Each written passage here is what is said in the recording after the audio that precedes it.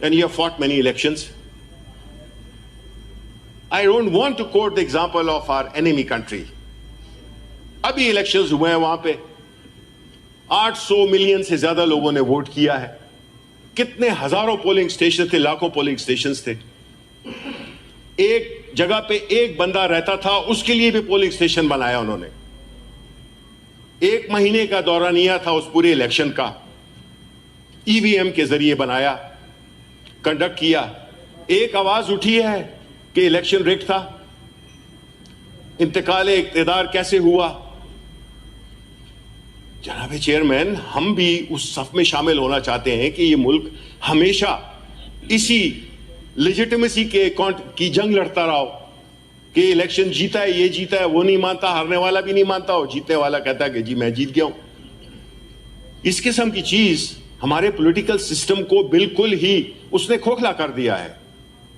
क्यों नहीं हम अपने इलेक्शंस फ्री एंड फेयर करा सकते? इसलिए कि जो वेस्टेड इंटरेस्ट हैं, जिसमें कि मुझे बहुत अफसोस है कि आपकी पॉलिटिकल पार्टी भी शामिल है, पाकिस्तान नून भी शामिल है, एमक्यूएम भी शामिल। नमस्कार दोस्तों, वीडियो आपने देख लिया है। इस वीडियो के अंदर पाकिस्तान के एक अपोजिशन लीडर ने हाल ही में भारत में जो लोकसभा के चुनाव संपन्न हुए हैं, इनकी भरपूर प्रशंसा की है कि कितने शांतिपूर्ण तरीके से और फ्री एंड फेयर तरीके से भारत में इतना बड़ा लोकसभा का चुनाव संपन्न करवा लिया है। क्या है इस वीडियो के मायने, इसको हम समझते हैं, और क्या है भारत की इंपोर्टेंस, क्यों भारत दुनिया की सबसे बड़ी डेमोक्रेसी, सबसे बड़ा लोकतंत्र कहा जाता है। आप सभी को पता है कि भारत दुनिया का सबसे बड़ा लोकतंत्र है, दुनिया की सबसे बड़ी डेमोक्रेसी है। और ये जो 2024 का लोकसभा का चुनाव हुआ था, इसके अंदर 86 करोड़ से ज्यादा लोगों ने मतदान किया था, वोट डाला था। और आप सभी को पता है कि अगर कहीं पर एक मतदाता भी है, एक अगर वोटर भी है, वहां पर भी पोलिंग बूथ बनाया गया था और वहां पर भी उसका मतदान, उसका जो वोट डालने का अधिकार जो हमारे संविधान ने दिया है, उसको प्रोटेक्ट किया गया था, उसको संरक्षित किया गया था कि अगर एक भी मतदाता है तो उसके अधिकारों को संरक्षण करना भारत का संविधान जो भारत की सरकार को इजाजत देता है, उसको पूरा करने की कोशिश की गई है। 2024 का जो लोकसभा का चुनाव संपन्न हुआ था, इतना बड़ा चुनाव है, दुनिया का सबसे बड़ा चुनाव है। आप सभी को पता है कि एनडीए की सरकार बन चुकी है। बीजेपी को 240 सीट मिली, कांग्रेस को 99 सीट मिली है। तो बीजेपी ने एनडीए, अपने जो गठबंधन वाली पार्टियां होती है, उनके साथ मिलकर अपना चुनाव करवा लिया है। तो ये जो इंसान है, इनका क्या नाम है? ये जो आपको इंसान दिखाई दे रहे हैं, ये कोई छोटे मोटे इंसान नहीं है। ये उस पार्टी से बिलोंग करते हैं जो पार्टी पाकिस्तान के भूतपूर्व प्रधानमंत्री इमरान खान की है। इमरान खान की पार्टी के हैं ये, ठीक है। Pakistan opposition leader praises India conduct Lok Sabha election and आज his country to learn from enemy.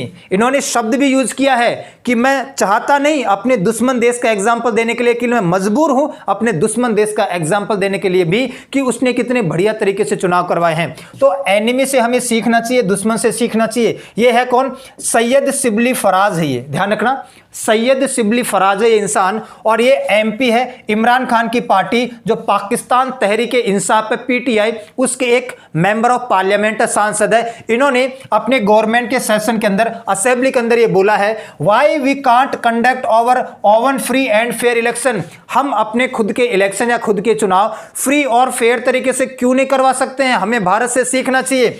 Asked Pakistan leader while praising India smooth conduct. 1 महीने तक भारत में चुनाव हुआ था, 1 मंथ का इलेक्शन हुआ था, 7 चरणों में चुनाव हुआ था और ये चुनाव ईवीएम के माध्यम से करवाया गया था, ठीक है। और इसके बाद में कहीं पर आपने सुना है किसी प्रकार का क्रिटिसिज्म किया गया हो, आलोचना किया गया हो इलेक्शन कमीशन के बारे में, या कहीं से गफलाबाजी की न्यूज सुनने को आए हो, या किसी प्रकार की कंट्रोवर्सी सुनने को मिली हो? बिल्कुल स्मूथ तरीके से चुनाव हो गया, तो किसी प्रकार का कोई क्वेश्चन रेज ही नहीं हुआ।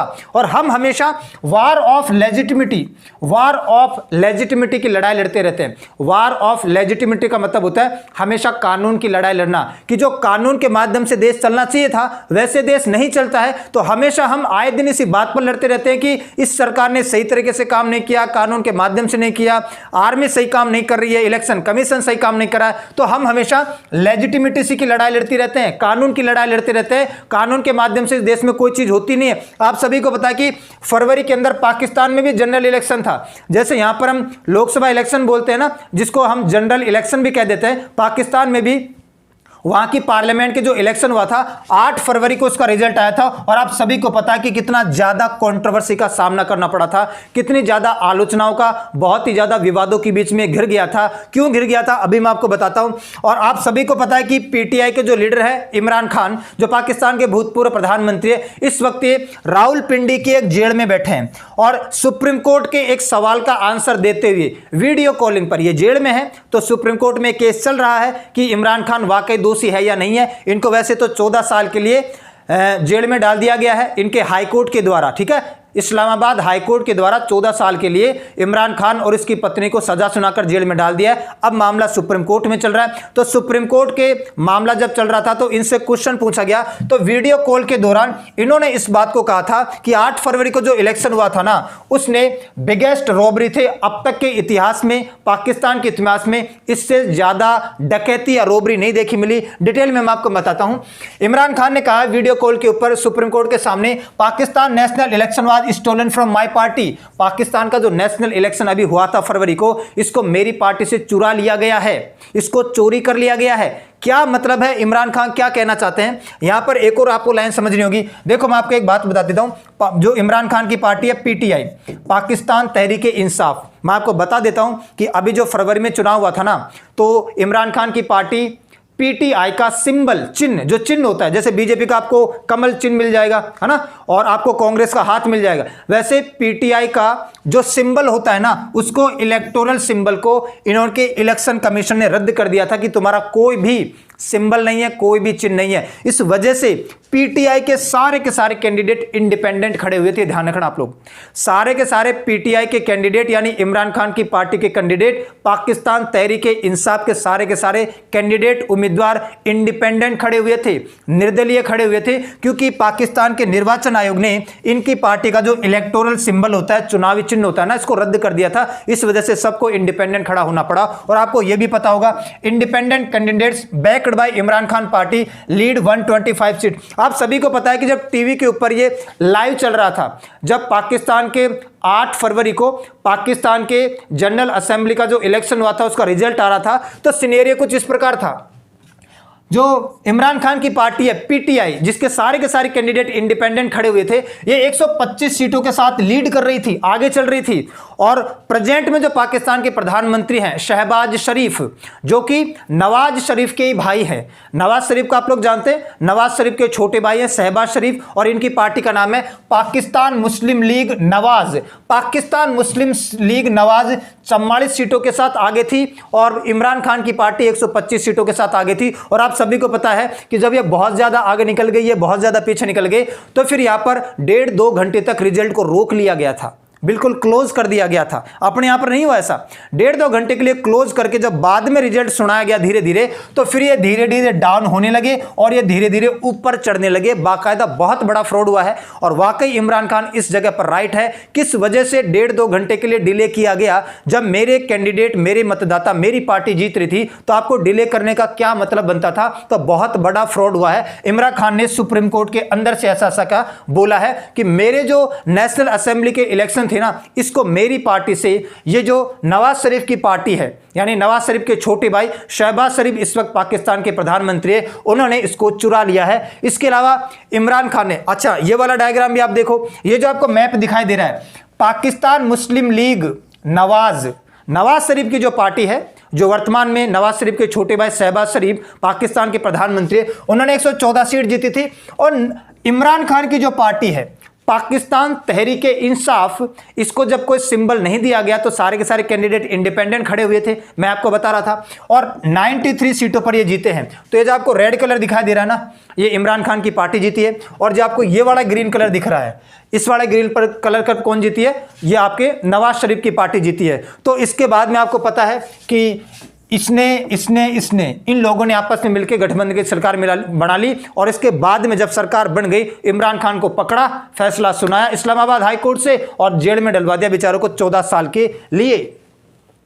और इमरान खान ने एक और बात कही है, यह भी आपको समझना चाहिए। 9 जून 2024 को, 9 जून 2024 यानी जब भारत के प्रधानमंत्री तीसरी बार प्रधानमंत्री पद की शपथ ले रहे थे, उस दिन की यह बात है। और उस दिन इमरान खान ने कहा था Imran Khan post on fall of Dhaka 1971 में जो ढाका गिरा था यानी बांग्लादेश अलग हुआ था, fall of Dhaka 1971 compares general Yahya Khan to present Pak army chief Asim Munir. मैं आपको थोड़ा डिटेल में समझाता हूं।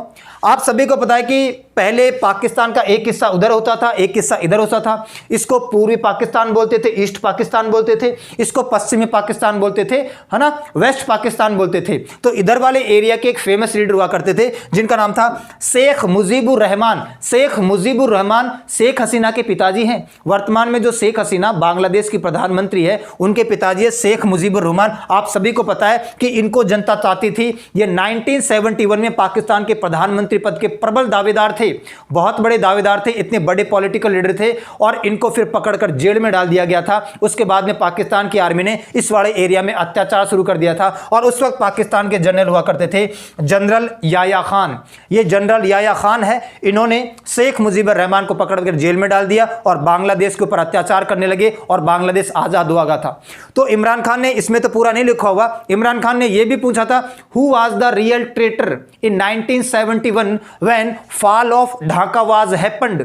जब फॉल ऑफ ढाका हुआ था, ढाका गिरा था, बांग्लादेश अलग हुआ था 1971 में, उस वक्त रियल ट्रेटर कौन था, वास्तविक गद्दार कौन था?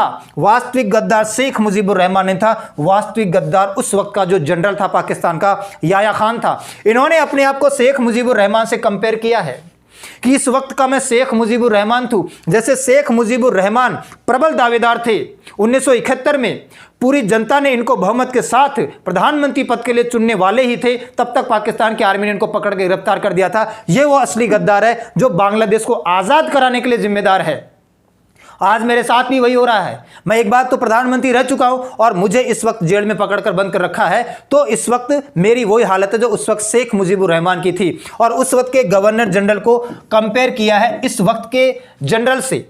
उस वक्त का जो पाकिस्तान का जनरल था आर्मी का, उसको कंपेयर किया है इस वक्त के जनरल से। ये इस वक्त पाकिस्तान के जनरल है जिनका नाम है असीम मुनीर। असीम मुनीर वही जनरल है जो उस वक्त ये हुआ करता था और मैं वही हूं जो उस वक्त शेख मुजीबुर रहमान हुआ करता था। आज 50 साल बाद हिस्ट्री वापस से दोहराई जा रही है। जो करतूत ये कर रहा था, यही करतूत ये कर रहा है। पाकिस्तान टूटने वाला है। आगे भी बहुत कुछ लिखा था कि पाकिस्तान कभी भी टूट सकता है, कभी भी टुकड़े हो सकते हैं। वही गलती फिर से दोहराई जा रही है। एक महान पॉलिटिकल लीडर को आपने पकड़कर जेल में डाल दिया है तो जनता तो विद्रोह करेगी, जनता तो खिलाफ खड़ी होगी। और इस वक्त ये वही कर रहा है जो उस वक्त के पाकिस्तान के जनरल ने किया था। और मैं आपको यह भी बता दूं कि ये कोई पहली न्यूज नहीं है। हम आए दिन, अब हमें ये ऑड नहीं लगता, अब हमें इसकी आदत हो गई है। पाकिस्तान से कोई ना कोई बढ़िया न्यूज आती रहती है। कुछ दिन पहले पाकिस्तान के एक अपोजिशन लीडर के नेता ने, जिनका नाम था मौलाना फजलुर रहमान, मौलाना फजलुर रहमान ने पाकिस्तान की असेंबली में खड़ा होकर यह भाषण दिया था कि भारत सुपर पावर बनने की तरफ अग्रसर है और हम भीख मांगते जा रहे हैं। भारत सुपर पावर बन रहा है, दुनिया की 5वीं सबसे बड़ी इकोनॉमी बन गया है और 2030 तक 3री सबसे बड़ी इकोनॉमी बन जाएगा और हम अभी भी भीख मांगने की कगार पर है। हम कटोरा लेकर चारों तरफ घूमते रहते हैं। कितना अंतर है दोनों के अंदर। इसके अलावा अभी आपको पता है पीओके में प्रोटेस्ट हुआ, वो भी अच्छी न्यूज थी। इसके अलावा अभी मैंने एक वीडियो बनाया था पिछली बार, इसके ऊपर भी मैंने वीडियो बना रखा है कि नवाज शरीफ ने एडमिट किया है, यह स्वीकार किया है कि लाहौर एग्रीमेंट को इन्होंने तोड़ा था। जो कारगिल युद्ध स्टार्ट किया था वो पाकिस्तान ने करवाया था, वह पाकिस्तान की गलती थी। तो अब हमें ये चीजें और नहीं लगती। पाकिस्तान से जो अच्छी खबर आती है, ठीक है आएगी अच्छी खबर, क्योंकि हम अच्छे हैं, इसमें कोई शक नहीं है। और आपको मैं एक और बात बताता हूं, जब मई के अंदर हमारा लोकसभा का चुनाव चल रहा था, लोकसभा इलेक्शन चल रहा था 15 मई के आसपास, आप सभी को पता है जो वेस्टर्न मीडिया है ना, स्पेशली जो यूनाइटेड किंगडम का मीडिया और अमेरिका का, यूएसए का जो मीडिया होता है, इस वेस्टर्न मीडिया ने भारत की डेमोक्रेसी को, भारत के लोकतंत्र को ठेस पहुंचाने की कोशिश की है। हमारी आलोचना की है भर भर कर, हमें हमारी इज्जत को मिट्टी में मिलाने की कोशिश की है। तो वेस्टर्न मीडिया ने जब बहुत ज्यादा आलोचना करना शुरू किया, बहुत ज्यादा क्रिटिसाइज करना शुरू किया कि भारत में जो लोकसभा का चुनाव चल रहा है ये फ्री और फेयर तरीके से नहीं चल रहा है, गलत तरीके से चल रहा है, उस टाइम पे हमारे जो फॉरेन अफेयर मिनिस्टर है उन्होंने कहा था कि वेस्टर्न मीडिया हमें ज्यादा ज्ञान ना दे, हमें ज्यादा ज्ञान देने की कोशिश ना करे, हमें यह ना बताए कि कैसे चुनाव करवाना है, कैसे चुनाव नहीं करवाना है। हम सब जानते हैं, हम दुनिया के सबसे बड़े लोकतंत्र है, सबसे ज्यादा मतदाता है, सबसे ज्यादा वोटर है, तुम कौन होते हो हमें ज्ञान बांटने वाले। तो वाकई इन्होंने ज्ञान शब्द का यूज किया था कि आप लोग कौन होते हो ज्ञान देने वाले, कि चुनाव कैसे करवाने चाहिए, कैसे नहीं करवाने चाहिए, ठीक है। और इसके बाद में जब लोकसभा का चुनाव संपन्न हो गया तो वही वेस्टर्न मीडिया भारत की तारीफ करने लगा, क्योंकि हमारे इलेक्शन इलेक्शन कमीशन ने बहुत ही बढ़िया तरीके से चुनाव करवाए हैं, किसी प्रकार की कोई कंट्रोवर्सी नहीं हुई है। अपोजिशन ने कुछ ज़्यादा इस बार तो नहीं बोला है, क्योंकि ठीक ठाक सीट आ गई है ना अपोजिशन की, तो इस बार उसने कुछ भी नहीं बोला। शुरुआत में उसने बोला था, है ना, जब तक रिजल्ट नहीं आया था तब तक हमारे अपोजिशन के नेताओं ने खूब भाषणबाजी की थी कि गलत तरीके से चुनाव करवाया, इलेक्शन कमीशन ने थोड़ा इधर उधर कर दिया। जब रिजल्ट आया उसके बाद किसी ने कुछ नहीं बोला, क्योंकि अच्छी खासी सीट मिल गई है। ये तो थोड़ा समझ में आता है हमें, ठीक है। तो जब लोकसभा का चुनाव संपन्न हो गया उसके बाद में वही वेस्टर्न मीडिया भारत की तारीफ करने लगा। और आप सभी को पता है कि ऐसे टाइम पे आप सभी को पता है कि वेस्टर्न मीडिया को हो क्या गया है ना, वो लोग हमें ज्ञान दे रहे हैं। एस जयशंकर साहब ने उस वक्त यही कहा था कि जिनके खुद के देश में जो चुनाव होते हैं, इलेक्शन होते हैं, उनके खुद के फैसले वहां का जो कोर्ट होता है वो करता है। आप सभी को पता है कि जब 2020 में अमेरिका में प्रेसिडेंशियल इलेक्शन हुए थे ट्रंप और बाइडेन के बीच में, तो जब ट्रंप हार जाते हैं तो ट्रंप के जो समर्थक हैं वो अमेरिका की संसद तक पहुंच जाते हैं, पार्लियामेंट तक पहुंच जाते हैं, उसको घेर लेते हैं और मामला सुप्रीम कोर्ट में चला जाता है। वही लोग हमें ज्ञान दे रहे थे उस टाइम पे, ठीक है। इसके अलावा ऐसे टाइम पे अभी देखो मैक्सिको के अंदर, मैक्सिको नाम का एक देश है, अमेरिका के जस्ट नीचे पड़ता है, उसके अंदर प्रेसिडेंशियल इलेक्शन हुआ है अभी। और प्रेसिडेंशियल इलेक्शन ये दुनिया का सबसे ब्लडिएस्ट, दुनिया का सबसे खून खराबी वाला इलेक्शन था। इसमें 2 महिलाएं राष्ट्रपति पद की जिम्मेदार थी, और जहां पर 2 महिलाएं एक साथ आ जाती है वहां पर तो लड़ाई होना जरूरी है। शुरुआत में महिलाएं, अपने गांव में भी ऐसा ही होता है, शुरुआत में 2 महिलाओं के बीच में लड़ाई होती है, तू मैं होती है ना, चारे के चक्कर में या गोबर फेंकने जब जाते हैं। तो जब मामला बड़ा हो जाता है तो फिर जेंट्स को आना पड़ता है, मर्द जाति को आना पड़ता है, लठ पटंगे चल जाते हैं। वैसा यहां पर हुआ है, दोनों की दोनों महिलाएं प्रेसिडेंशियल कैंडिडेट हैं, एक पोजीशन लीडर की है, एक अपोजिशन लीडर की है। तो इनके चक्कर में 37 लोग नहीं, 37 कैंडिडेट, 37 उम्मीदवार, जैसे अपने लोकसभा के इलेक्शन में 37 उम्मीदवारों का मर्डर हो जाए, कत्ल हो जाए, वैसे जो अपने सांसद पद के लिए चुनाव में खड़े हुए थे ना, अभी इतने सारे लोग, इनमें से 37 लोगों का कत्ल हो जाए, मर्डर हो जाए, कितनी बड़ी बात है। तो मैक्सिको के अंदर जो प्रेसिडेंशियल इलेक्शन हुआ था, राष्ट्रपति का चुनाव हुआ था ना, वहां पर 37 उम्मीदवार या कैंडिडेट का मर्डर कर दिया गया है, मार दिया गया है, हत्या कर दी गई है। यह कोई आम जनता नहीं मरी है, यहां पर कैंडिडेट को मारा गया है, उम्मीदवारों को मारा गया है, 37 उम्मीदवारों को मारा गया है। तो जब ऐसे देशों में चुनाव हो रहा है उस टाइम पे भारत फ्री और फेयर इलेक्शन करवा रहा है, बिल्कुल सही तरीके से इलेक्शन करवा रहा है। हमें तो गर्व महसूस करना चाहिए, पूरी दुनिया को हमसे सीखना चाहिए कि कितना बढ़िया तरीके से हमने चुनाव करवाया है। और अभी आपको पता है यूरोपियन यूनियन का जो पार्लियामेंट का इलेक्शन था वो भी हुआ था। यूरोपियन यूनियन का पार्लियामेंट का इलेक्शन हुआ था अभी, उसमें भी कंट्रोवर्सी देखी गई थी और फ्रांस के अंदर बड़े पैमाने पर प्रोटेस्ट देखने को मिला था। तो ऐसे टाइम पे जब यूरोप के अंदर चुनाव हो रहे हैं, अमेरिका के आसपास जब चुनाव हो रहे हैं, वहां पर चुनाव होने के बाद कंट्रोवर्सियां हो रही है, मसले बन जा रहे हैं, मामले बन जा रहे हैं, कोर्ट द्वारा फैसला किया जा रहा है, मर्डर हो रहे हैं इतने लोगों के, उस स्थिति में भारत कितने फ्री और फेयर तरीके से इलेक्शन करवा रहा है, यह दुनिया को सीखना चाहिए था। और पाकिस्तान ने तो हमें ठेस पहुंचाने की कोशिश भी की थी, पाकिस्तान ने तो बहुत बड़ी साजिश भी की थी। आप सभी को पता है कि थोड़े दिन पहले एक बहुत ही फोटो वायरल हुई थी, all eyes on Reasi. Reasi नाम का जम्मू कश्मीर के अंदर एक जिला है, डिस्ट्रिक्ट है, और वहां पर आतंकवादियों ने तीर्थ यात्रियों से भरी एक बस के ऊपर अटैक कर दिया था, अंधाधुंध गोलियां चला दी थी। 53 लोग उस बस में सवार थे और उसमें से 9 या 10 लोगों की जान चली गई थी। तो 53 लोगों में से 9 या 10 लोगों की जान चली गई थी, है ना। द रेजिस्टेंस फोर्स नाम के आतंकवादी ग्रुप ने इस बात की जिम्मेदारी ली है कि रियासी के अंदर, रियासी जिले के अंदर, जम्मू कश्मीर के अंदर ये जो तीर्थयात्रियों की बस के ऊपर गोली चलाई है, मैंने चलाई है। तो ये जो द रेजिस्टेंस फोर्स है ना, ये खड़ा हुआ था जब धारा 370 हटाई गई थी ना जम्मू कश्मीर में, उसके बाद ये बना है। पहले ये आतंकवादी ग्रुप नहीं हुआ करता था। लश्कर ए तैयबा का नाम आपने सुना होगा, लश्कर ए तैयबा की ही एक ब्रांच है ये। उस टाइम पे ये बनी थी जब 370 हमने 2019 में हटाया था ना, उसके बाद ये एग्जिस्टेंस में आई है। इसने इतना बड़ा आतंकवादी हमला किया है और पाकिस्तान से इसके तार सीधे भिड़ रहे हैं। और आप सभी को पता है कि वो जो तीर्थयात्रियों से भरी बस थी उसके अंदर 9 या 10 लोगों की डेथ हो जाती, इसमें एक छोटा सा बच्चा भी था। उस मासूम की क्या गलती थी। तो भारत के प्रधानमंत्री, ये घटना किस दिन की है? 9 जून की है ये घटना। 9 जून, जिस दिन भारत के प्रधानमंत्री तीसरी बार प्रधानमंत्री पद की शपथ ले रहे थे, उस दिन पाकिस्तान ने यह साजिश रचवाई थी कि जम्मू कश्मीर के अंदर आतंकवादी हमला करवाया था। तो पाकिस्तान ने बहुत ठेस पहुंचाने की भी कोशिश की है, ठीक है। तो भारत एक लोकतंत्र है, डेमोक्रेसी है, पूरी दुनिया को हमसे सीखना चाहिए कि हम कैसे इलेक्शन करवाते हैं। इतने ज्यादा मतदाता है हमारे पास, इतनी तो देशों की पॉपुलेशन नहीं होती है, ठीक है। तो आज के लिए इतना ही करते हैं, मिलते हैं नेक्स्ट क्लास में, तब तक के लिए सभी को धन्यवाद।